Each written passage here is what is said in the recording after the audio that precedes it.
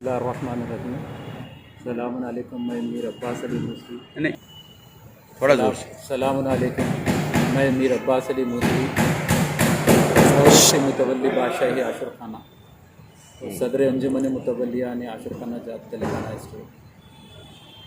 हम लोग 26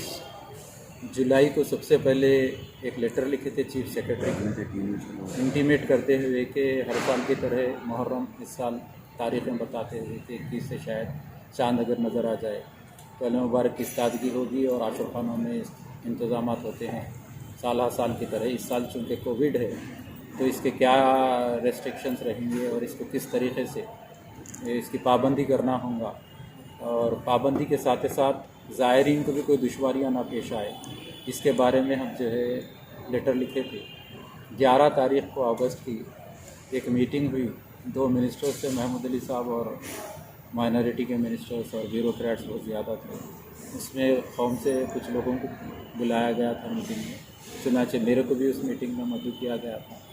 मैं मीटिंग में बैठा, 2 घंटे तक मीटिंग चली, काफ़ी उस पर बातचीत हुई और अच्छी बात ये रही कि कम्युनिटी के तरफ से जो भी रिप्रेजेंटेशन था, अंजुमन मुतवलियान का हो या मरकज़ी अंजुमन मातमदारान का हो या उलमाए कराम हो, दोनों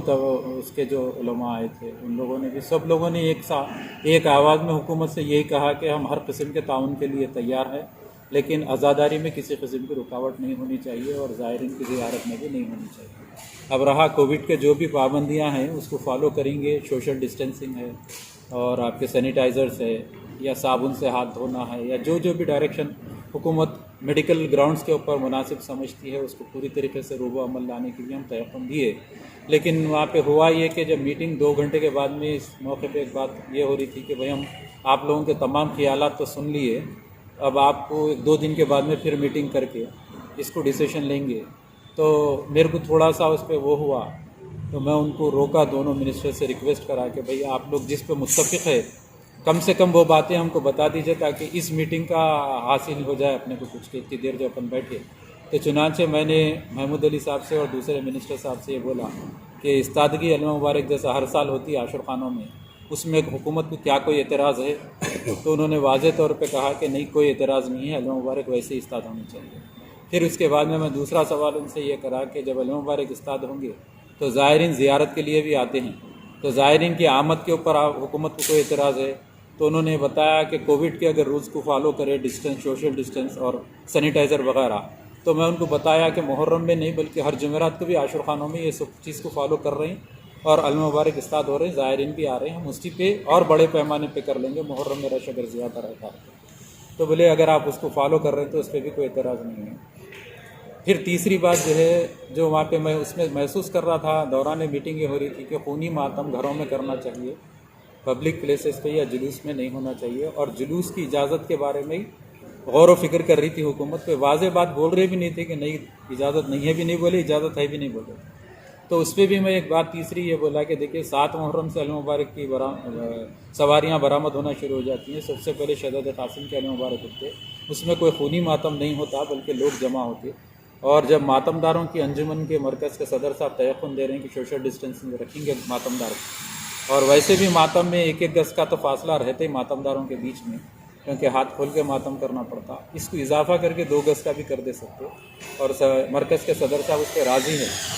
और तो 7 मुहर्रम के शहजादे कासिम के अल मुबारक की सवारी को भी मैं समझता हूँ कोई आप एतराज़ नहीं होना चाहिए हुकूमत को, उसकी भी इजाज़त दे दीजिए। फिर 8 मुहर्रम में बारगाह हज़रत अबुल फज़ल अब्बास के अल मुबारक जब बरामद होती